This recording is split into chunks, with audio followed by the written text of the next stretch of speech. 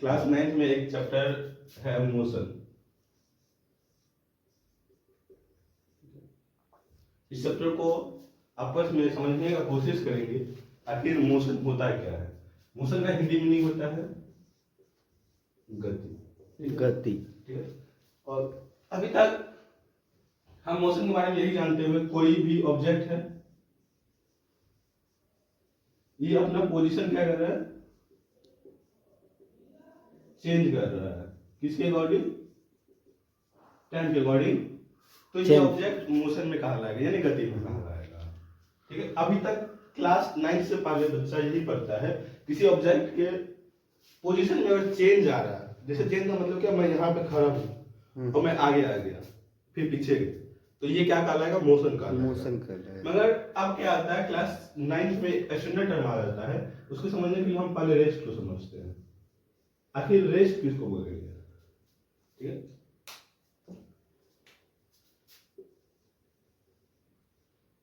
पहले डिफिनेशन देखते हैं, फिर उसको समझने का हम कोशिश करेंगे। When an object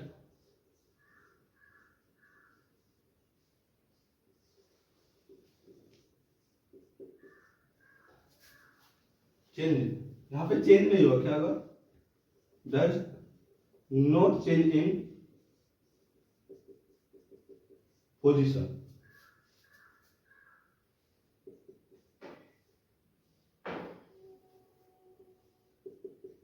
with respect to another and time। ठीक है।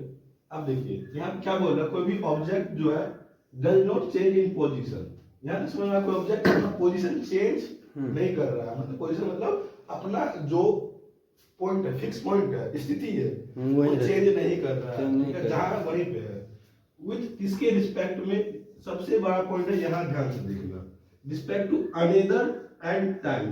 दो चीज आता है, एक अनदर ऑब्जेक्ट और टाइम। इसको समझते हैं। मान लो एक ये पेड़ है, ठीक है, क्या है, एक ये पेड़ है और ये दूसरा है, ठीक है। ये रहा अनदर ऑब्जेक्ट, ठीक, ये रहा अनदर ऑब्जेक्ट। इस ऑब्जेक्ट के अकॉर्डिंग इसमें कोई पोजीशन चेंज नहीं हो रहा है, तो इसको क्या बोलेंगे? इसके अकॉर्डिंग ये रेस्ट में है। ठीक है। अभी देख रहा है तो भी होगा, 10 साल बाद भी आएगा, ये इसी पेड़ के सामने होगा। ठीक है। अल्टीमेट एक्सटर्नल केस, आंधी आ गया तो पेड़ उखड़ जाएगा, वो अलग बात है। नॉर्मल केस का बात कर रहे हैं। तो आंधी आ जाएगा तो उखड़ जाएगा, जिसके सामने 10 साल में नहीं रहेगा, या फिर कोई काट के ले जाए। ठीक है। तो ये पेड़ है, इसके सामने ये पोजीशन अपना चेंज नहीं कर रहा है, तो ये क्या कहलाएगा? रेस्ट कहलाएगा। ठीक है। रेस्ट समझ में आया? अभी समझ में आता है इसके अकॉर्डिंग रेस्ट। ठीक है। तो ये क्या कर रहा है? रिलेटेबल है, इसके रिलेटेबल ये क्या है? रेस्ट में। अब मोशन देखते हैं, इसको रफ कर ले।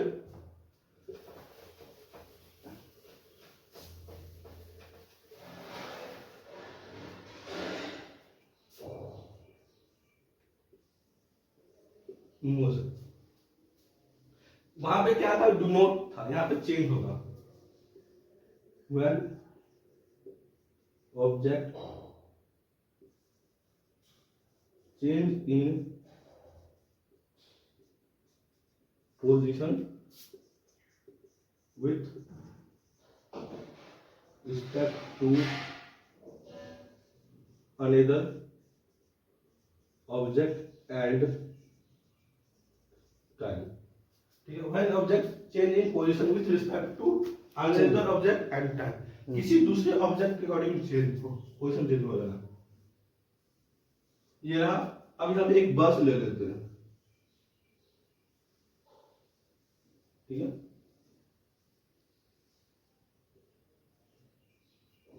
यह पुराना जमाना का खाटा जीप, ये रहा पेड़, ठीक है। अब इसके अकॉर्डिंग जीप चल रही है, आगे बढ़ रही है, कुछ देर बाद जीप क्या आ जाएगी? यहाँ आ जाएगी। तो ये पेड़ के अकॉर्डिंग होगा, मोशन में होगा, ठीक। और ये पेड़ के अकॉर्डिंग दूसरा पेड़ क्या था? रेस्ट में था। ठीक है। अब देखो मोशन और रेस्ट, आपस में रिलेटेबल होता है, ठीक।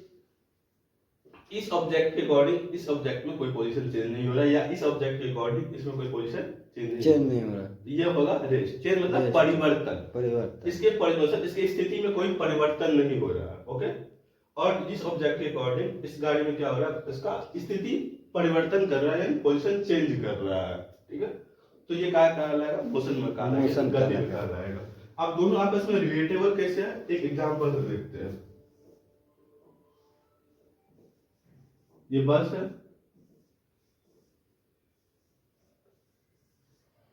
ये गाड़ी है, ठीक है। ये पेड़ के अकॉर्डिंग गाड़ी क्या था, एग्जांपल है मोशन में था, मोशन, क्योंकि इसका पोजीशन गाड़ी का चेंज हो रहा था। ध्यान से सुनना, इस गाड़ी का पोजीशन चेंज हो रहा था क्योंकि वो एक जगह से दूसरे जगह, मगर इसमें जो आदमी बैठा हुआ था, इसका पोजीशन इसके अकॉर्डिंग चेंज हो रहा होगा क्या? अगर एक स्टॉप से दूसरे स्टॉप तक जा रहा होगा नहीं, तो वो जा रहा, सामने नहीं होगा, तो वो क्या कहलाएगा, रेस्ट में कहलाएगा। क्या कहलाएगा, रेस्ट में कहलाएगा। वो गाड़ी में है पर गाड़ी के अंदर में सीट वो चेंजिंग नहीं करता, इसीलिए वो क्या, सीट चेंजिंग नहीं कर रहा है, तो वो क्या कहलाएगा, रेस्ट में कहलाएगा। किसके अकॉर्डिंग, ये सबसे बड़ा बात ध्यान है, ये पैसेंजर इसके अकॉर्डिंग रेस्ट में है, इसके अकॉर्डिंग रेस्ट में, और इसके अकॉर्डिंग ये गाड़ी, पूरा गाड़ी मोशन में। अगर पूरा गाड़ी मोशन में है तो पैसेंजर भी क्या होगा, मोशन में होगा। किसके अकॉर्डिंग, पेड़ के अकॉर्डिंग। मगर उसी पैसेंजर के अकॉर्डिंग दूसरा पैसेंजर क्या होगा, रेस्ट में होगा। इसीलिए बोलते हैं मोशन और रेस्ट क्या है, आपस में रिलेटिव टर्म है। एक यहाँ पे आता है word relative motion, relative motion. खैर किसी क्लास 9 में पढ़ना नहीं होता है रिलेटिव मोशन, 11 में जब जाओगे तो रिलेटिव मोशन आएगा। बस हल्का सा ब्रीफ एजुकेशन लेते हैं, समझ में आए तो ठीक, नहीं तो जाने देना। जब रिलेटिव मोशन का चर्चा करते हैं, ये दो ऑब्जेक्ट का, इसका मोशन इसके अकॉर्डिंग रिलेट करते हैं, तो क्या करता है, ये इसका जो भी मोशन होता है उसको उल्टा के उस पर चिपका देता है, उस हिसाब से इसको दिखाई देता है, ठीक है। अगर ये मोशन में है और ये रेस्ट में, तो इसको देखेगा क्या, ऑब्जेक्ट इधर आ रहा है, ये अपना वेलोसिटी क्या करेगा, उल्टा देगा। ये उधर जा रहा था, सेम मैग्नीट्यूड रहेगा, इधर जा रहा था, उसको उठाया, उल्टा किया, इधर जा रहा था, उल्टाया और चिपका दिया, तो इसको इधर देखेगा। इसका एग्जांपल तुमको ट्रेन में दिखेगा। ट्रेन तुम्हारा आगे जा रहा होता, पेड़ तुमको क्या दिखता है, उल्टा दिखता है, पीछे आ रहा होता है। क्यों, ट्रेन में जो यात्री बैठा हुआ रहता है वो अपना वेलोसिटी क्या करता है, उखाड़ता है और पेड़ पे उल्टा चिपका देता है, तो उसको क्या दिखेगा कि पेड़ मेरे पास आ रहा है। इसको रिलेटिव टर्म बोलते हैं। तो रिलेटिव टर्म में एक ये समझना था तुमको, ज्यादा नहीं समझना रिलेटिव टर्म को, बस रिलेटिव याद रखना कि हमको पेड़ क्यों